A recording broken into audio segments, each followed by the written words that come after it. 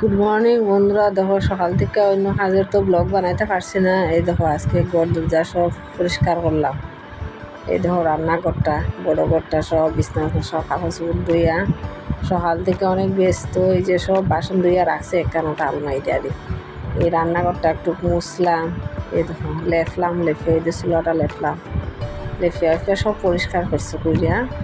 এখন একটু রেডি হয়েছি যাইমু আজকের রবিবার, তাইলে তারপরেও বাচ্চার স্কুলে একটা প্রোগ্রাম আছে, শিক্ষা দিবস চলে আজকে এক সপ্তাহ ধরিয়া। তো আজকে লাস্ট প্রোগ্রাম, এটা মানে যাইতে লাগবে। এটা তখন বাইরে গেলাম, রেডি গেলাম, এখন স্কুলে যাইমু। ছেলের তো যাইতেছে আগে আগে। এই তো আমরা হেডমাস্টার টিচার তাই নিয়ে একটু বাসন দ্বারা খুব একটা ইয়ে নিয়ে আজকে গেল, আজকের অ্যাক্টিভিটি কালকে করে গেল, সেটা ফাউন্ডেশন হতে পারে।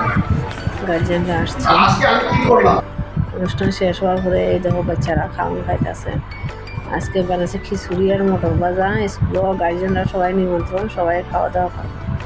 আমি অল্প একটু লইলাম, লইয়া দেখি টেস্ট করে কীরকম ফ্লাওয়ানা যে খায়। আর এই দেখো ফ্লাওয়ানা কত দুষ্টামি করতেছে।